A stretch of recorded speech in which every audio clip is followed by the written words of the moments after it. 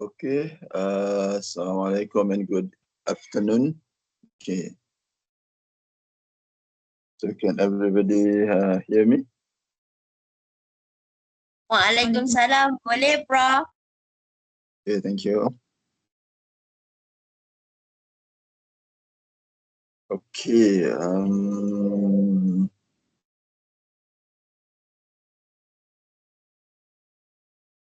okay, so can you see my screen? I'm sharing my screen with all of you. Boleh, boleh. Yes, sir. Okay, thank you. Okay, so we will continue our discussion.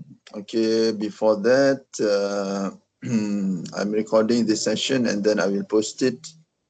I will make it available to all of you so that all of you can refer to it later. Okay. Before that, let me just check this. Okay.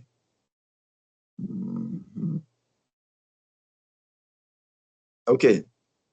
So just want to show you regarding the what we call as the conversion table. Okay. So this is the conversion table that that you can use. Okay. Even though commonly nowadays, usually we just use an apps.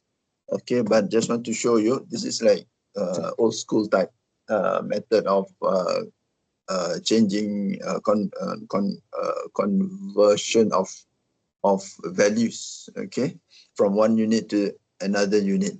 Okay, so for example, like in this case, you can see just to so that you are in the know, who knows that maybe certain situation arises that you do not have your phones, or your phones ran out of battery, and then you need to convert certain values into another unit. So you can always refer back to this, what we call as a conversion table. Okay, so for example, like acre over here, so you have the denominator, okay, and then you have the numerator. Okay, so these are two separate parts. Okay, it's separated. So you have the acre and then you have the numerator. So this is acre converting acre to hectare. Okay, and then this is converting acre to feet. Okay, feet squared. So what it says here is that 1 acre. Okay, so it says here, for example, like for this one, 1 acre is equivalent to 43560 feet squared. I keep seeing. Okay, so that is what it is mentioning. So if you have like 10 acres, so it will be equivalent to 10 times 43560 feet squared. Okay. So, but if you want to change or convert from feet to acre, then you have to just divide it. Okay. So, for example, like if you have like 100,000 feet or 10,000 feet squared. Okay, how many acres? Then you just divided it by 43560. So when you move from here to here, then you divide from moving from over here to here, then you multiply. Okay, so basically that's what it is. And also sometimes you there is a possibility that you have your conversion apps may not have the units that you wanted. Then you can always refer back to this, what we call as a conversion table. Okay. Okay, so that's just a continuation of last week's discussion. Okay. Another thing is that we have not finished. I think we have not finished our discussion regarding fluid flow. Okay, so let me just find the notes. So okay, so a little bit. Let's finish up with the fluid flow. Okay, so for fluid flow, for last week's discussion, we have discussed regarding the type of fluids, okay, the Newtonians and the non-Newtonians, okay, and how do we define viscosity, how does fluid flow, okay, and then you have the shear rate, okay, the shear stress and also the shear rates, and how do we define viscosity. Okay, this is the gamma. Okay, how do we define viscosity? That is tau over gamma. That is the shear rate divided by the shear stress divided by the shear rate. Okay. Okay. And so we discussed about this. Okay, so for this is the Newtonian, the rest are non-Newtonians. So for non-Newtonians, we do not have the actual viscosity value. Okay, because it changes with the change in shear stress or shear rate, but we do have its what we call as an apparent viscosity.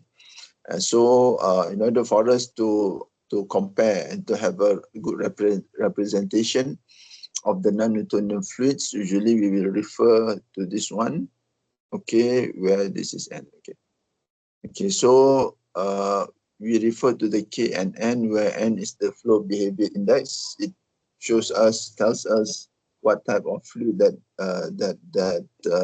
fluid is, okay, and K gives us an indicator, not actually the same, but give us an indication of the viscosity.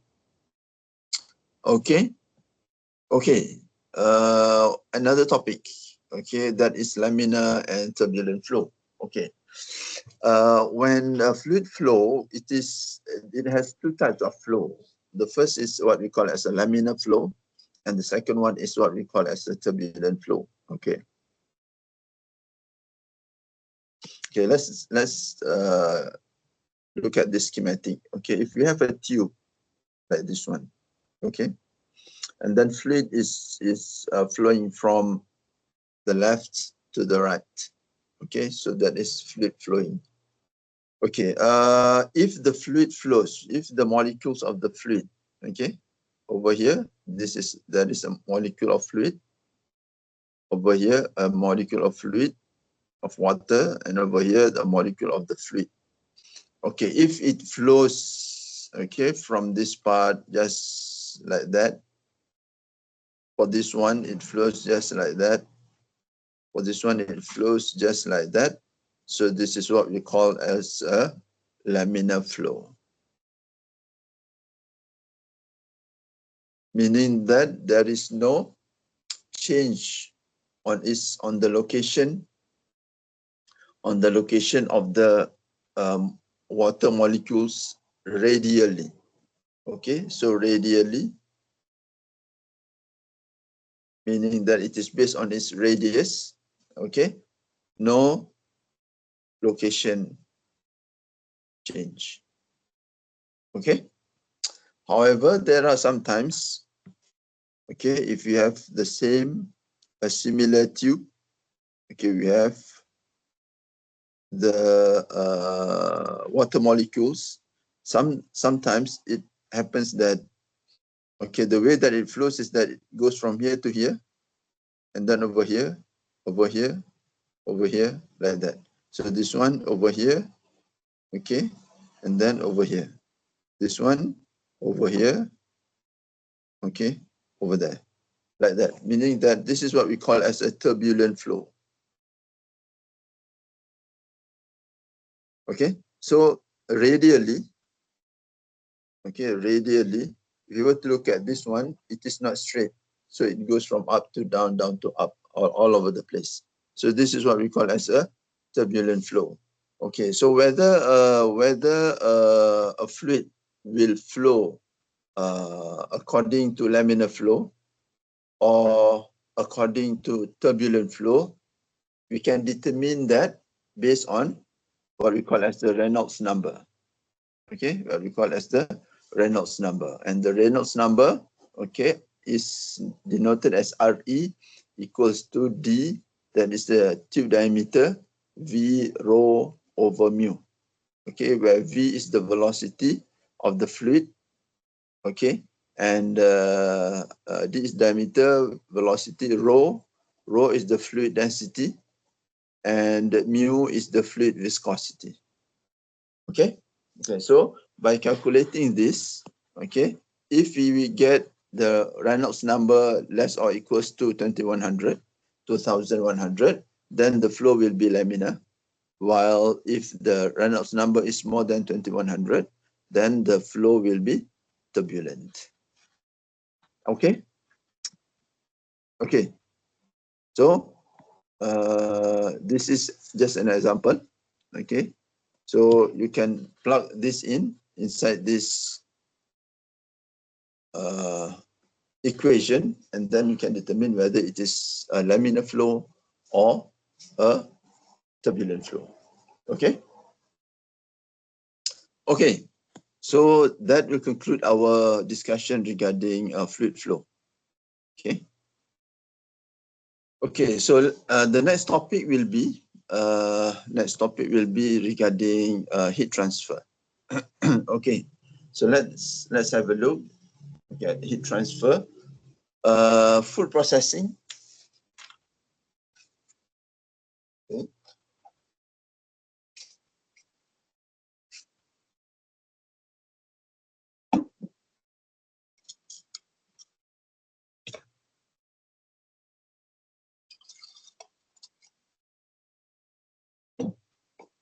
Okay, so food processing involves a lot of heat transfer. Okay, and when we talk about heat transfer, it is the movement of heat from one location to another location. And it does not only involve the supply of heat, but also the reduction, the excretion or the reduction of heat. Okay, so for example, like heat transfer, pasteurization, sterilization, concentration, we apply heat so that the temperature will increase. Or pasteurization, okay, a preservation step, or sterilization similarly, and also sometimes to make it more concentrate. Okay, the slurry, the mix that we have prepared, we want to make it more concentrated. Then we apply heat so that water will evaporate and it becomes more thicker, more viscous. Okay. Also, heat transfer involves the removal of heat. Or for example, like during cooling, chilling, during freezing. Okay. So all of those involves what we call as a heat transfer process. Okay.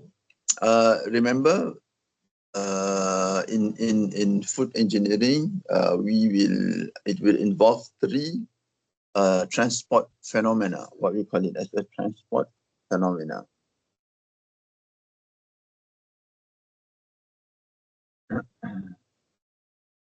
Okay.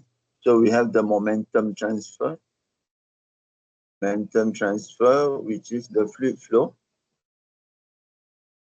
Now we are discussing regarding the heat transfer, and later, okay, Dr. Saiful will be discussing regarding the mass transfer. Okay, so these are the three transport phenomena. Okay, so involve the transfer of heat from the heating medium to the food if we are supplying heat, or heat transfer from food to the cooling medium if we are removing heat. Okay. As you all know, three methods of heat transfer.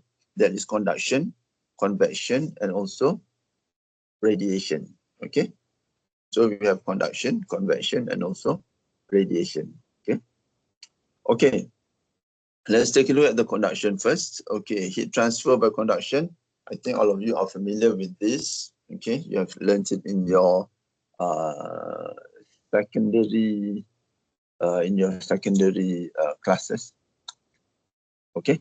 Okay, so heat transfer by conduction involves the transfer of energy on a molecular scale. So basically, we have molecules like this. So when we apply heat, okay, then this will vibrate because the energy has increased.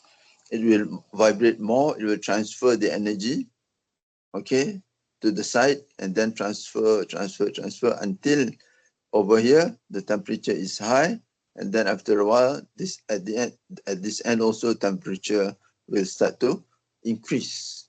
Okay, will start to increase. So meaning that the molecules stay at the same spot, but it just transfers the energy from it to the molecule beside it. So that is how heat transfer through conduction. Okay. Okay. So the vibration will be transferred from one molecule, okay, to another molecule without molecular translational movement, meaning that there is no change in the position of the molecules. Okay, so it just vibrates and transferring its increased energy through vibration, okay, to the other molecules, so that it spreads. Okay.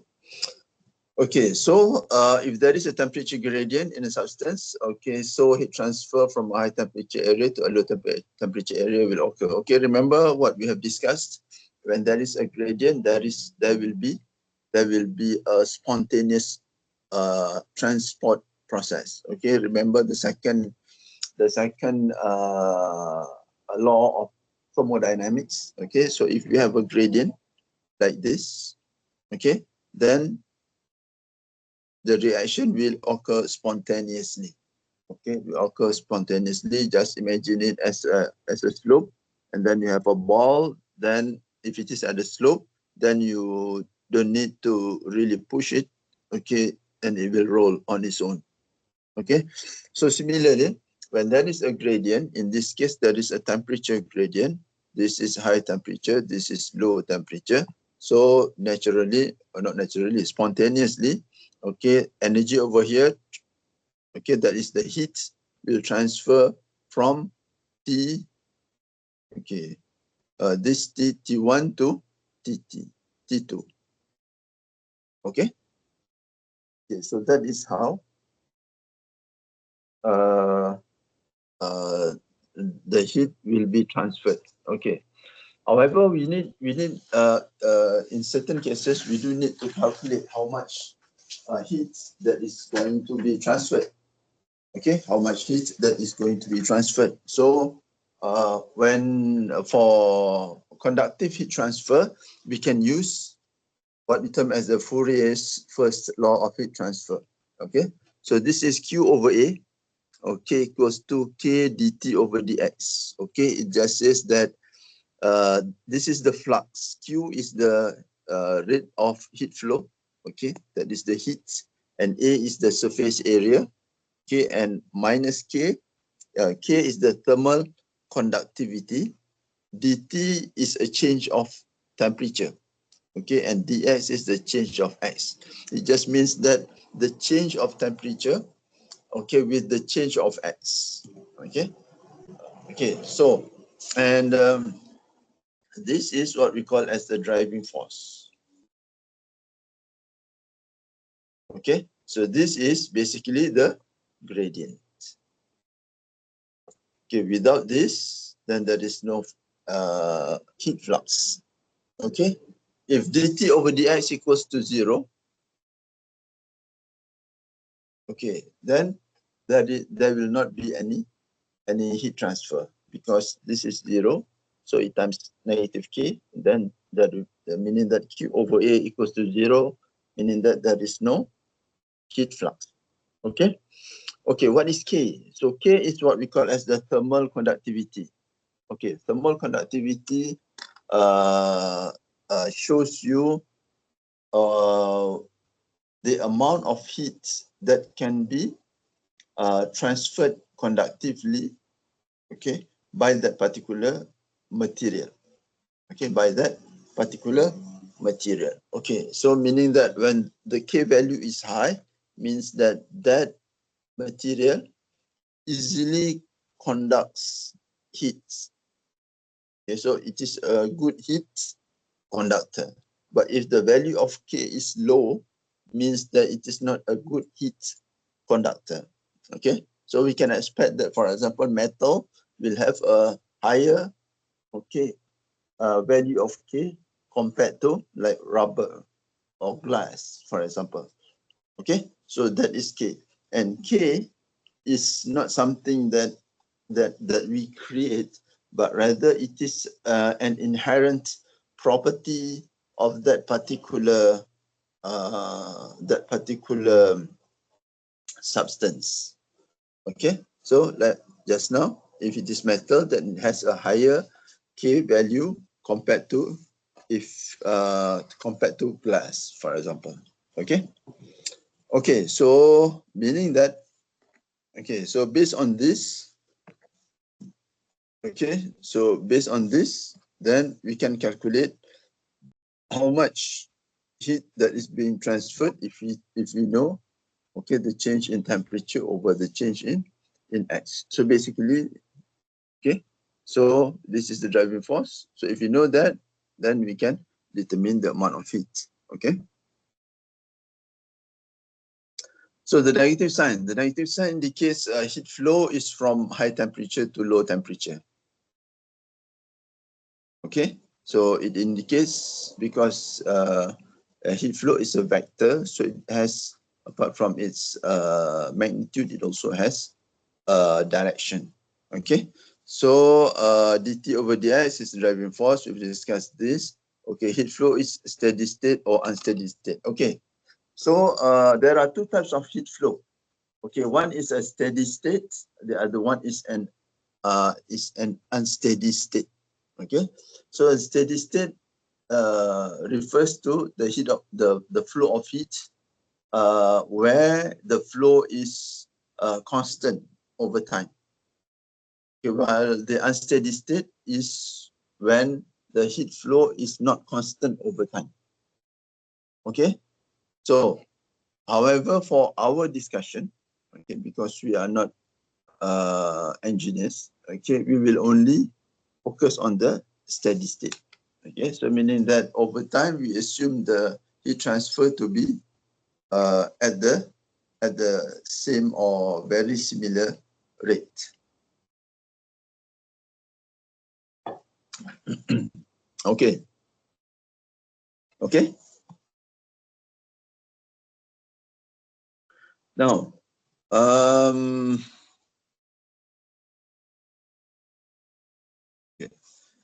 Example. Okay, one surface of a piece of stainless steel with a thickness of 1 cm is maintained at a temperature of 110 degrees C, while the other surface is at 90 degrees C. Okay, assuming steady conduction. Calculate the rate of heat flux through the sheets. Okay, so what this is that I need some space here. Okay. Okay, so we have Q over A equals to minus K. Okay. Delta T over delta X. Okay. Now you have the K value. Do you have the K value? Yes, the stainless steel is 17 watts per meter degree C. And then what is the temperature? Okay, so you have, okay, for example, this is the plate, okay, stainless steel plates. So over here you have 100, you have over here at this surface 110 degrees C. At this surface over here, you have 90 degrees C, right? Okay, so, and then the thickness is 1 cm. So this is 1 cm. Okay, so assuming steady conduction, steady state, calculate the rate of heat flux through the sheet. So meaning that, okay, we want to determine the Q over A. So the Q over A will be equals to minus 17 watts per meter degree C. Okay, so this is how you write down your answers. Okay, so okay, let me just okay, over here, Q over A equals to minus 17 watts per meter degree C. Okay. Okay, times you have 90 minus 110. Okay, degree C. Okay, divided by 1 cm. Okay. Okay, when you do the calculations nowadays, you have to convert into meters. Okay, you have to convert into meters. So then you can solve it. Then what you will get is, okay, you can see, okay, the consensus is that it is always, when we determine the delta, it is always the end minus the initial. Okay, the end minus the initial. So it is 90 minus 110. Okay, so, and this one, when we do calculations, all the units has to be the same. We can see over here that we are given in meters, so we have to convert this centimeter into meters. Okay, into meters. Okay, so based on this one, we can see that if you were to look at the units, you can see over here, this is degree C, and this is degree C over here, so it cancels out. So what we are left is watts per meter squared. Okay, so watts per meter squared, when you look at the flux, then this is the unit for flux, where Q is the unit, is the unit for Q is watts, and then meter squared is the area. Okay. Okay. Example 15. Okay, you can try it out. If you have any problems, you can contact me. Okay. So the second, actually, this is the second. Okay, the second method or mode of heat transfer is through convection. Okay, it's through convection. Okay. In convection, okay, all of you are also familiar with this one.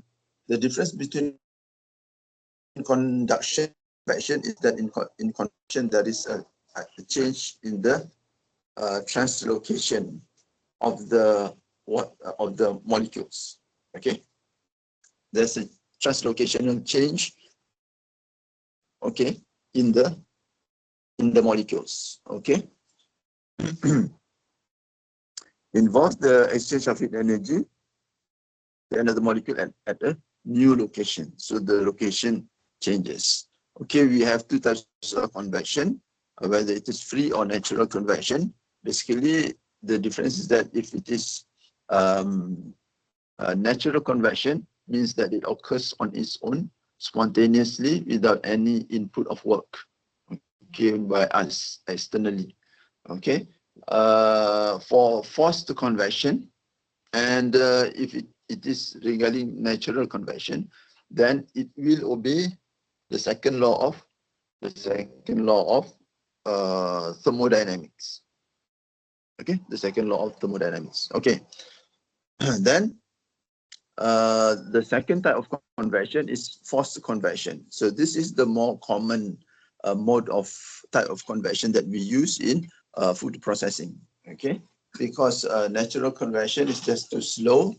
Okay, so in business, money is time. So we prefer to be using forced convection, where there is an external force, okay, and also work being applied to the system, okay, so that the system can run. Okay. Okay, example, using a pump or a rotor, okay, to put in work, okay, so that we can move the material. Okay. The rate of heat transfer by convection, okay, can be represented by Newton's law of cooling. Okay, so it is Q. Q is still heat transfer, and then you have H. H is similar to K, not the same. Okay, similar to K, where it is what we call as a conductive heat transfer coefficient. Okay, so H is a convective, sorry.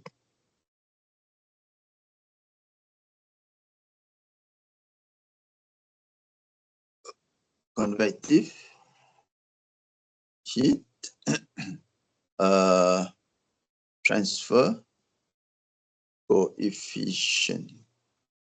Okay, over here. Okay, just add convective. Okay, just now K is the conductive heat transfer coefficient. Okay, so this is Q equals to HA, where A is the surface area, Tm minus Ts. Okay, if you were to look at it, actually it is quite the same. Okay, we can always rearrange this into Q over A equals to HTm minus Ts.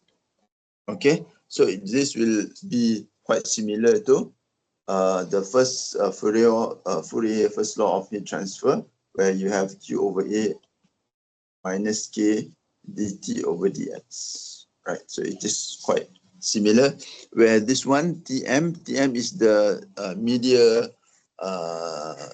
temperature, and S is the surface temperature. Okay, so over here you can see that there is no negative. There is no negative because you can see that,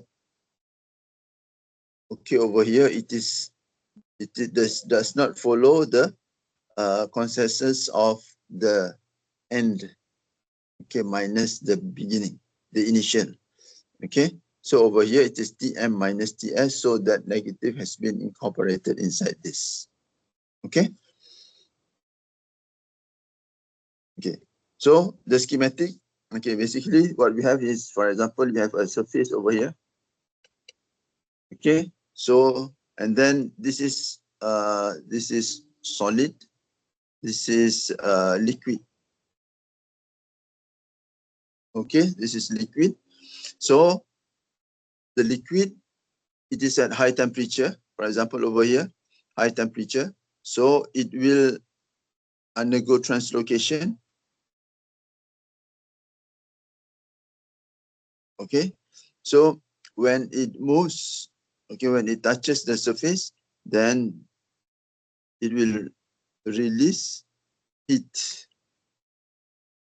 Okay, so it will release heat. So this is the Tm for media, and over here is the Ts.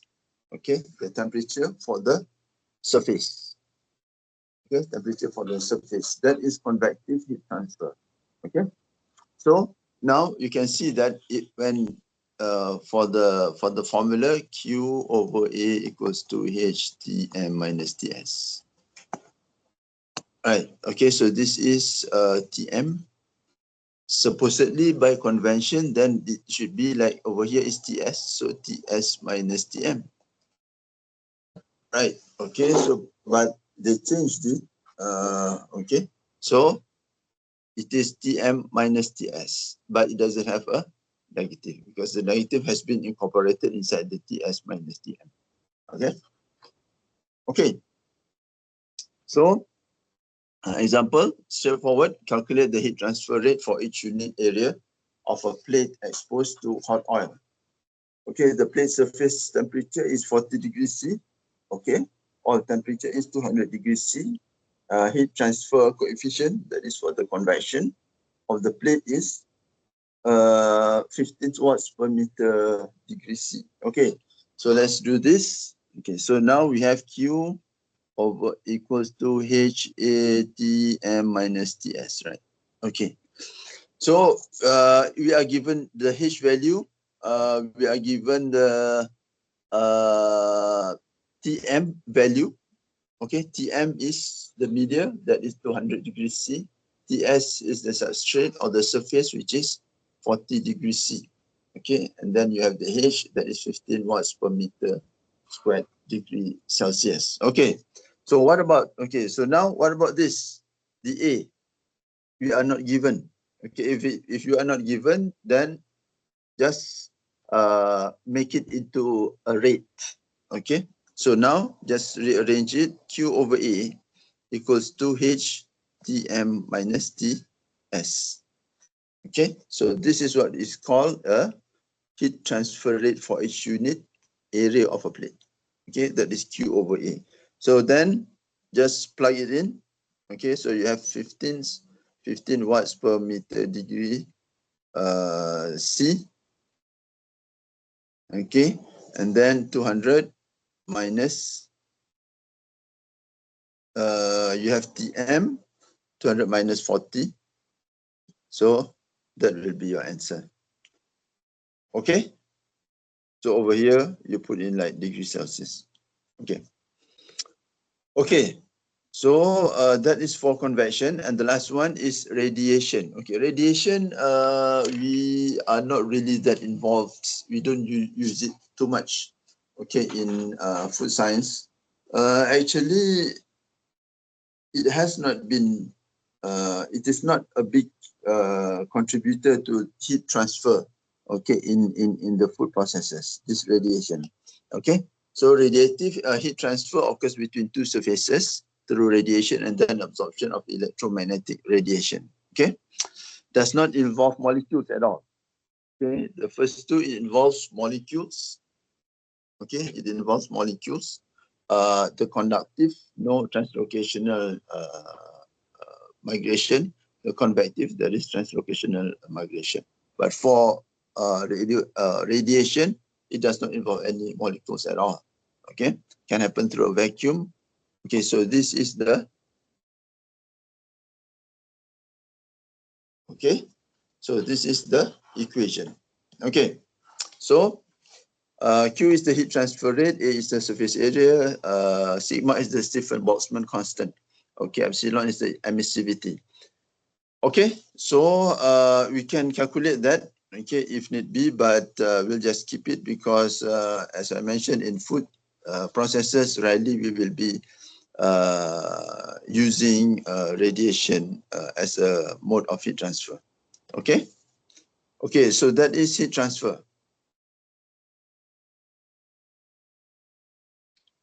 Okay, let's look at heat processing. Okay, let's look at heat processing. Okay,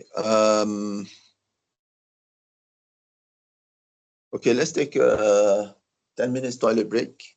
Okay, and then we'll continue at 4 o'clock.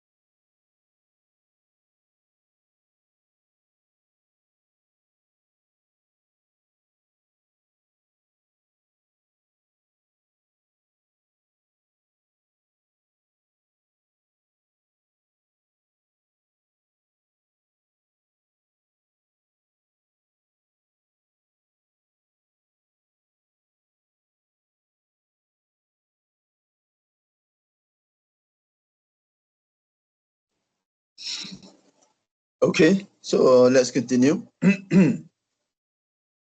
Okay, so we have discussed about heat transfer. Okay, heat transfer basically it is about the theory or the principles behind the transfer of heat.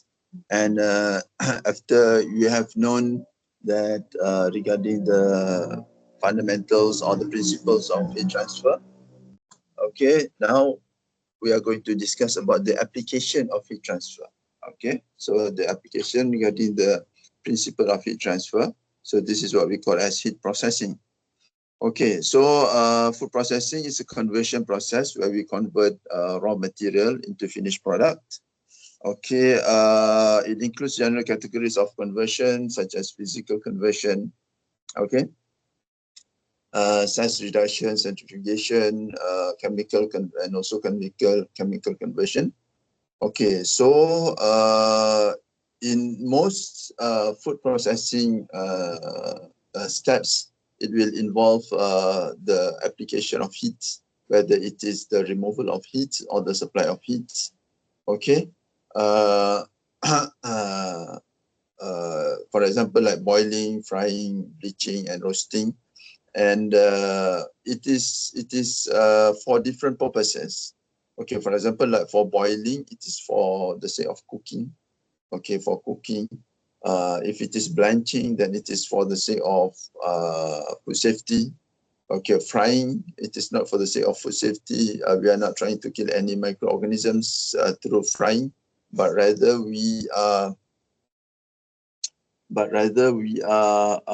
trying to develop a certain product with a certain sensory taste in color or texture through frying. Okay, similarly to bleaching and also to roasting. Okay, so that is heat processing. It does not necessarily regarding food safety. However, for thermal processing, okay, thermal processing, it is a process, okay, involves providing heat, but it is for the sake of food safety. Okay, so basically thermal processing such as pasteurization, and you have blanching, we have sterilization. All of these are considered as under thermal processes where it is regarding food safety. Okay. Okay. So when we want to use heat, then we have to produce the heat. Okay. So heat production methods for food processing. Okay, the source of energy varies. Okay, we have a solid fuel such as wood, coal. So this is in the older days. Nowadays, nobody uses it. Practically nobody uses it anymore. Okay, and then we have a liquid fuel, for example, like oil. And then one of the more popular ones are gas fuel that is using LNG, liquefied natural gas, or petroleum gas. Okay. Especially here in Malaysia because it is subsidized. Okay, so it is cheaper compared to using, for example, like electric. Okay, so electric can also be used. Okay, but it is a bit more expensive. Okay, and how do we select which one? Okay, so the selection of energy sources, okay, depends on several factors such as lowest cost per heat unit. Okay, so heat is equals to cost. Okay, so we want it to be the lowest. Similarly, the lowest cost of tools and equipment. Okay, because these tools and equipments we have to fork out. Okay, a lot of money initially to buy equipments. Okay, so lowest cost of tools and equipment, and then we have the lowest maintenance cost. Okay, maintenance cost is important. Okay, it is a regular cost, so you have to take that into consideration. And then we have the labor costs. Okay, per heat unit, we want it to be the lowest. Okay, because we need people to handle the machine. Okay, to handle the equipment. So can the equipment be handled by only one worker, or it has to be two workers, etc. And can the worker needs to have a certain academic qualification, etc. So all of this has to be taken into consideration. And then we also have the risk of explosion and accident. How prone, okay, is that source of heat, okay, to accidents? For example, if you were to use solid fuel like wood, then it is more prone because we would have less control, more difficult. It's more difficult to control, and then it involves open fire. Okay, for example, compared to electricity, where it is easier to control, more controllable, and it does not involve open fire. Okay. And then also risk of pollution by fuel and its waste. Okay, so nowadays this is becoming more and more important, where the sustainability, okay, of the environment is of utmost importance. Nowadays, those like venture capitalists or hedge funds, okay, they will only invest, okay, in companies or in countries where there is a good sustainability program. So because this is becoming more important, so you also should consider this during your decision making. Okay, and then flexibility of operation and maximum control. Okay, so you want to have flexibility. The more flexible that your equipment or your process is, then it will become more efficient in the long term, and it also will save you money. Okay, so for example, like if you want to do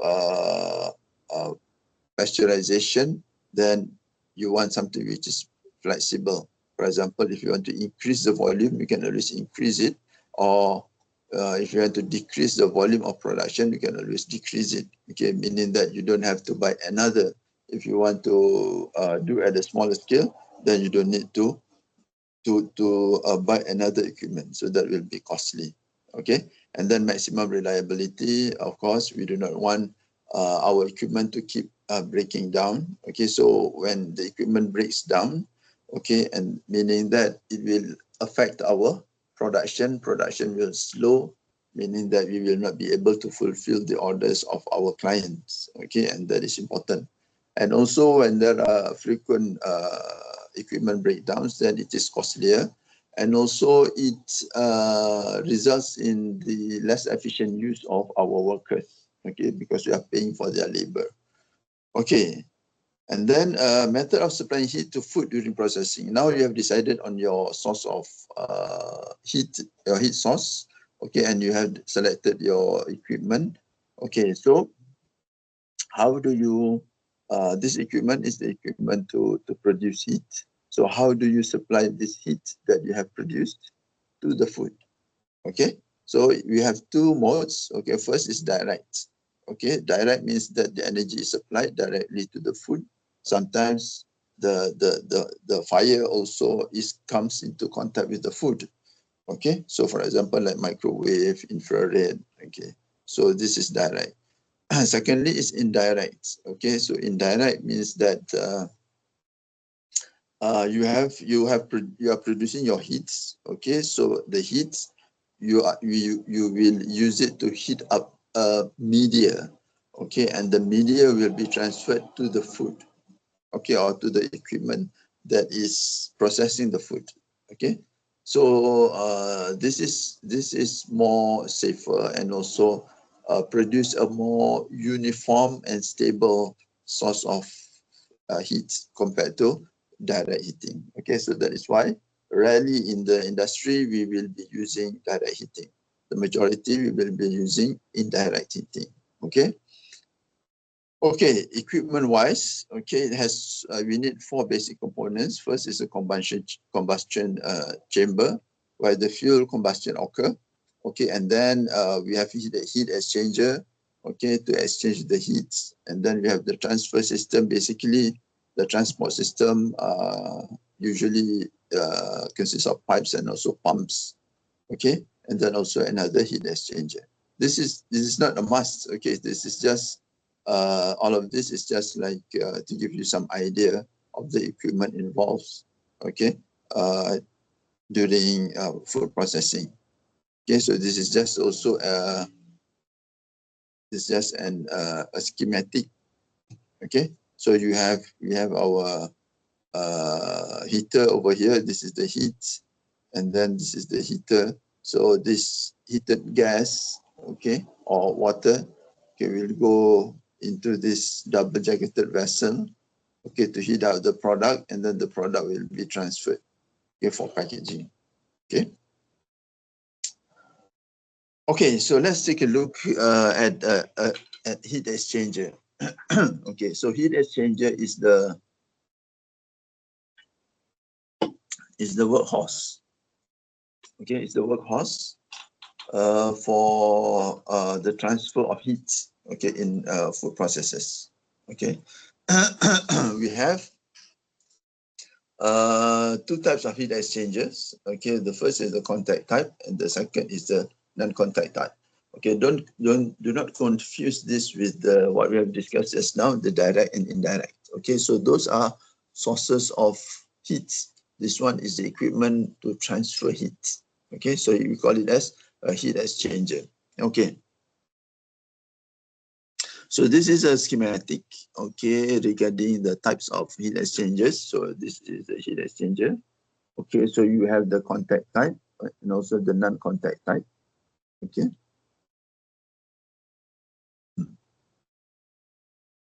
Okay, we have the contact type and the non-contact type.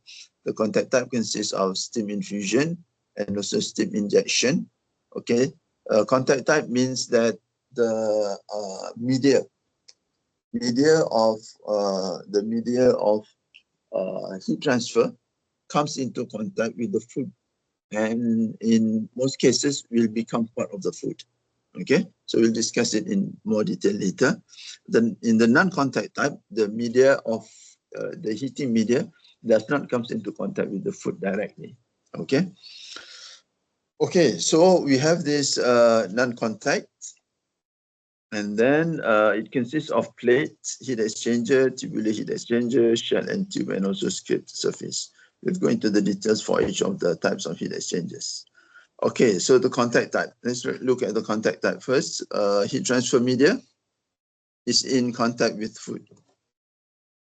Okay, and then the heat is transferred directly from the transfer media without intermediaries. So directly it comes into contact with the food. Okay, and then it is it becomes part of the food. Okay. There are two types of heat exchangers, contact type. First is steam infusion. The second is steam injection. Okay, so let's take a look at the steam infusion heat exchanger. Okay.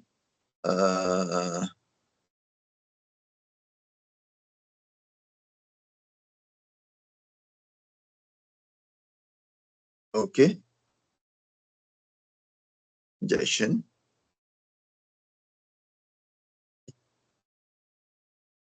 Okay, so where's the picture?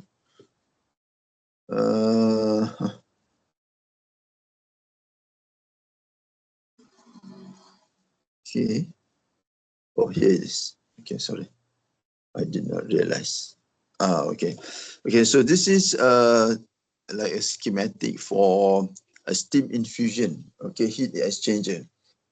Okay, so over here, let's look at this one. Okay, at the top, the product comes in over here. Okay, the product comes in, and then it will go through this pipe. And then over here, okay, there are pores. Okay, there are pores. So the food product, usually in the liquid form, okay, it's being forced through these pores. Okay, so it will break down into small droplets.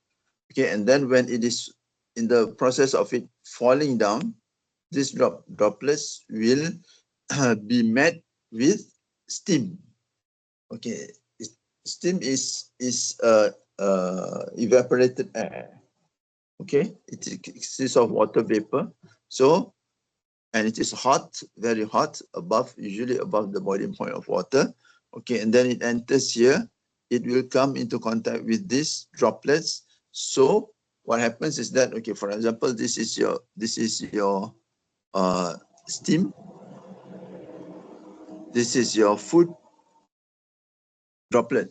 Okay, so this is high temperature. This is low temperature. Okay, so when it comes into contact, okay, because this is high, this is low, then we have a gradient. Okay, so the heat from here will transfer into the food droplet.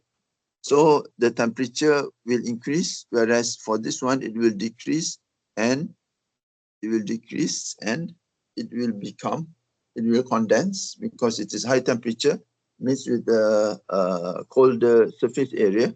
So it will becomes liquid and becomes part of the food. Okay, becomes part of the food itself. Okay, okay, so that is steam infusion. And then we also have steam injection. Okay, so steam injection, it is similar to steam infusion. It's just that steam infusion involves the conversion of the liquid products into small droplets. Okay, small droplets. However, for steam injection, it does not. Okay, the product is still in bulk, and then we pump in. So this is the product, and then we just pump in. Okay, so we pump in steam. So basically, we inject the steam. Okay, so similarly, the steam will comes into contact with steam is at high temperature, comes into contact with the product which is at lower temperature, then it will condense. Okay, will condense. Okay, because steam is in the form of gas, okay, because it is water vapor, and then it comes into contact with a lower temperature surface, then it will lose its energy, and then it will condense. Okay, a change from a gas phase to a liquid phase. Okay, okay, and it also becomes a part of the food. Okay, it also becomes part of the food. Okay, so okay, so when it becomes part of the food, whether it is for steam infusion or steam injection, okay, sometimes it is desirable. Okay, sometimes it is desirable, sometimes it is not. Okay, for certain products, they have taken into account. Okay, they have taken into account they have taken into account the amount of water that is being added due to the condensation, and they are okay with it. Okay. However, if it is not if it is not desirable, then they have to remove the water, and usually the removal of water, okay, can be done, okay, through evaporation. Okay, through evaporation. Okay, for example, like you using a vacuum evaporator. Okay, so a vacuum evaporator is just basically a container. You put in the products, okay, and then we heat it, but at low temperature. Okay, because when we lower the temperature, the boiling point also will be lowered. So the moisture will be lost. Okay, the moisture will be lost at a lower temperature, which will reduce the damage of the heat towards the product. Okay. Okay. And then, so those two are the contact types. That is the steam infusion and the steam injection. Okay. And then we have this non-contact type. Okay, non-contact type. We have three types. That is the plate, the tubular, and the scrape surface. Okay, the plate, the tubular, and the scrape surface. Okay, so the heat transfer media, okay, does not come into contact with the food. It is separated. Okay, only the heat is transferred from the heating media into the food. Okay, but the media does not come into contact with the food. Okay, for the contact type just now, okay, we are using steam, but this steam, because it will become a part of the food product, it has to be clean. The steam has to be clean, and it also has to be should not contain any chemicals, because in certain boilers, steam is produced by boiling water. Okay, in certain boilers, we add chemicals so that the boiler will not rust. Okay, if that is the case, then that steam is not food grade.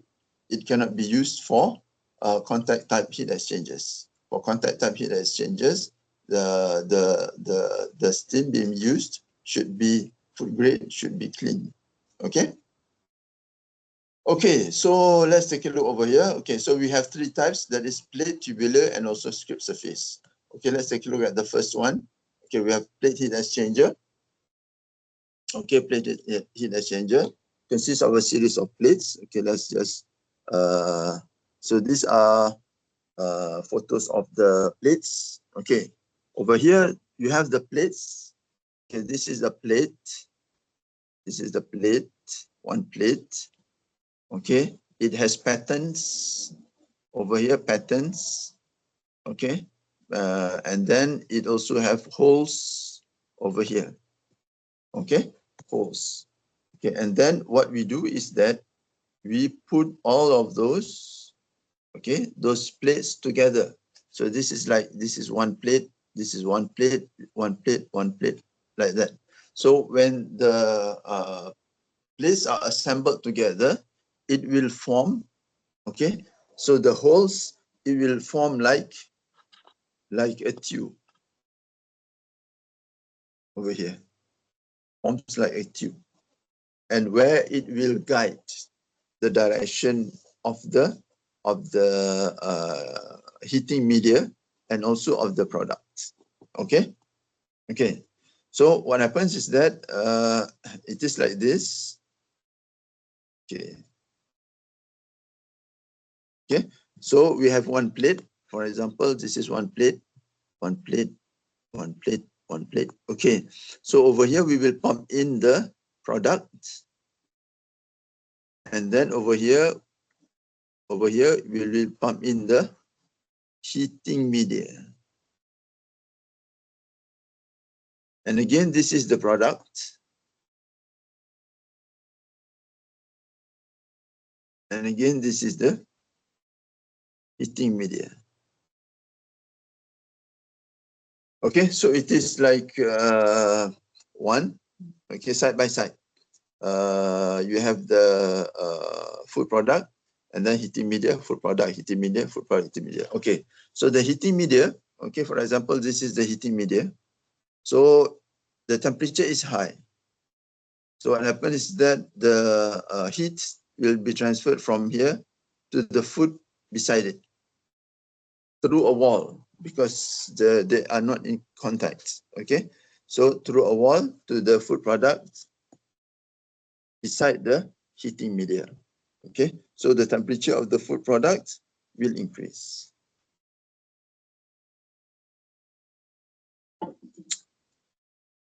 Okay, okay, so the plates are arranged in the framework. Okay, let's have a look.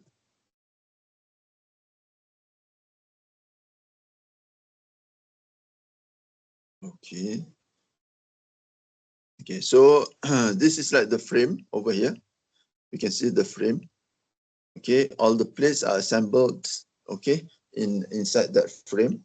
Okay, so this is plate heat exchanger is one of the most popular heat exchanger. Okay, where it is very flexible. Okay, for example, like if you want to increase your production, okay, you can still use the same equipment. You just add more plates. Okay, so instead of having to buy a new equipment, you can always just add the plates. Okay, so that you can increase your production. Similarly, if you want to decrease your production for whatever reason, then you can always take out some plates. Okay, and then you will be able to reduce your rate of production. Okay, so it is very flexible. Okay, that is one of the reasons that it is very popular. Okay, So that is the plate heat exchanger. So advantages is like easy maintenance. Okay, easy maintenance. Facilitates cleaning. Okay. Flexibility we just discussed just now. Okay. Low cost with high efficiency. Okay. And then energy saving through regeneration. Okay. So what is meant by regeneration? Okay. For example, like this one.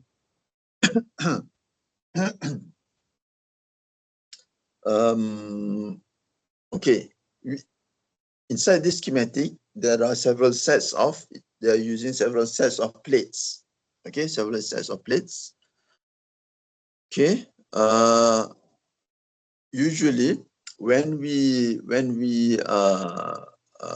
do heating, okay, so the heat from the high temperature heating media will be transferred to the food product. So the temperature of the food product increases while the temperature of the heating media decreases. But there is still heat energy, okay, inside the heating media, even after it has heated up the product. Okay, so regeneration is a concept where it fully utilizes all the heat, because heat equals to cost. Okay, remember just now we talked about the generation of heat. All of those are costs. Okay, labor, equipment, etc., etc. So we do not want to the heat to be wasted, released to the environment. Okay, so what we want to do is to maximize the utilization of the heat. Okay. Okay, so what is meant by regeneration? Okay, so let's take a look at this one. So this is for milk. Okay, so we start off. Okay, we start off at, this is hot water. Okay, we just start off over here. Okay, so we pump in. We pump in.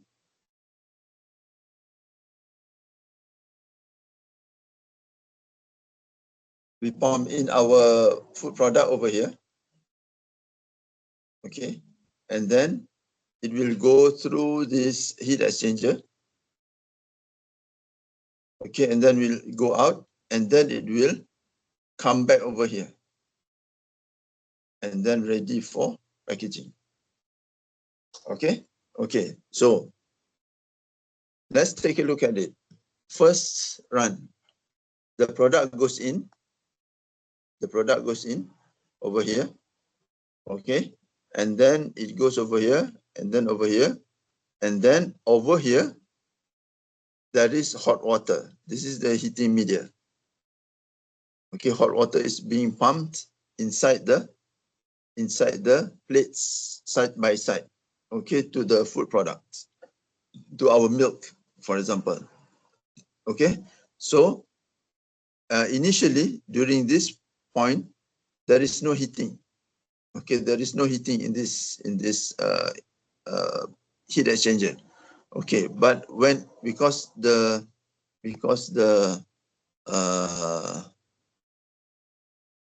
okay, so because the hot water is only for this plate heat exchanger, so no heating. Okay, okay, over here no heating, and then when it comes over here, then it is being heated by this hot water over here. Okay, it is being heated by the hot water, so temperature increases. Okay, and then afterwards it is being pumped inside this. Okay, remember this is a continuous process. There's always milk that is being pumped inside the heat exchanger. So when this milk over here, when it comes into is being heated by this hot water, so its temperature increases. Okay, however, in certain food products, okay, we do not want to package it when it is very hot. Okay, for some reasons. Okay, for example, like if the container is of plastic, then it cannot withstand very high temperature. Okay, so after we have heat treated it, in this case, pasteurization, okay, then we have to cool it down a little bit before we package, we bottle it. Okay, so we can reduce the temperature using heat exchanger by using a cooling media. Okay, but in this case, because we want to save energy, as opposed to cooling it with cooling media, then we are using new milk, okay, to cool down the pasteurized milk just now.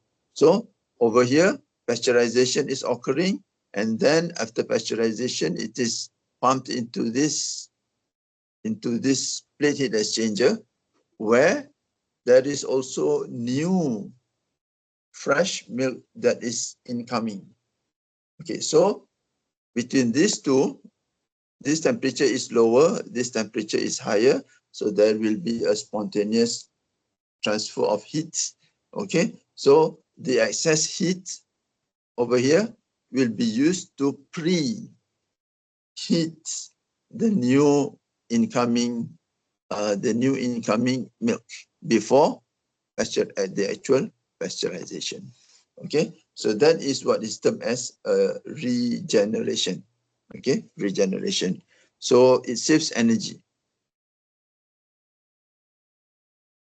Okay, okay. So so the effect is to first increase the as a preheat. Okay, as a preheat.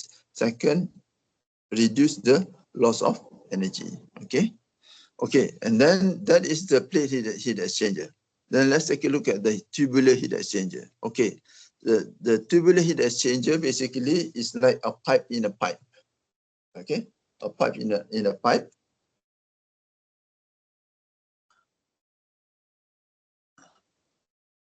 Okay, so we have the inner pipe, and then we have the outer pipe. Okay, so we have the inner pipe, and then we have the outer pipe. Okay, in the inner pipe, fluid goes in and goes out, and the outer pipe usually we will put in the heating media. So heating media will go in and go out. So inside here, it does not come into contact because these are two separated pipes. Okay, it's just that they are concentric. Concentric means, okay, if I were to look at it from this point, so it has the inner pipe and then has the outer pipe with the same center. So that is called a concentric tubes. Okay, okay. So we pump in over here the heating media, hot water or hot oil. Okay, and then because it has it has high temperature, and the fluid, our food product has low temperature. So heat will be transferred from the heating media into our product. Thus, the temperature of our product will increase. Okay. So that is tubular heat exchanger, or sometimes we call it as a double pipe heat exchanger. Okay, double pipe heat exchanger. Okay, another type of non-contact heat exchanger is what we call as a shell and tube heat exchanger. It is similar to this double pipe. It's just that it is larger. Okay, so it is larger. Okay, it is still like a pipe, but inside the pipe there are many other pipes. Okay, so inside the pipe there are many other pipes. So we call it as a shell and tube. Okay, as a shell and tube. So that is a shell and tube heat exchanger. Okay, and then the last one is what we call as a scrape surface. Okay, scrape surface. Okay, so this is like similar to a double pipe heat exchanger. Okay, the difference is that it has scraper blades. Okay, it has scraper blades where the scraper blades, okay, comes into contact with the inside of the tube. Okay, and scrape surface heat exchanger is commonly used for semi-solids, or sorry, semi-liquids or liquids that has higher viscosity. For example, like the pasteurization of tomato sauce, for example. Okay, so because it is quite viscous, okay, tomato sauce, as we all know, because it is quite viscous, it does not flow easily. We have discussed it last week, where if it does not flow easily, then we call it very viscous. Okay, so tomato sauce is quite viscous. Okay, so if we were to use a double pipe heat exchanger, because it flows slowly, then it may get burnt. Okay, so that's why usually we will use a scrape surface heat exchanger, so that there is this scraper blade that will not allow, okay, the tomato sauce to get burnt. Okay, so it is similar to when our grandmothers, your mothers cook. Okay, and then she will always stir it. Okay, stir the food so that it will not get burnt. Okay, so it's a similar concept. Okay, so that's why we call it as a scrape surface heat exchanger. Okay, fruit juice, soup, peanut butter, tomato paste, product which are more viscous. Okay. Okay. Any questions? Okay, the rest of is just estimation of heat characteristics of food. Okay, so I will just leave it for you to read on your own. This is not critical. It's just for your general knowledge. Okay. Okay, so these are the three types of heat exchangers. Okay, three types of heat exchangers that are commonly used. But in the majority of industry, we will be using, usually they will be using what we call as a plate heat exchanger. Okay, the PHE, that is the most popular, that is the most common. Okay, this one. Okay, plate heat exchanger. Okay. Okay, I think that's it.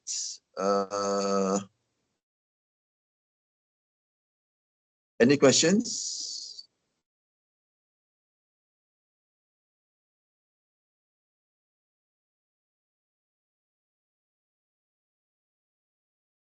Okay, so if there are no questions, so that's it for today. We will be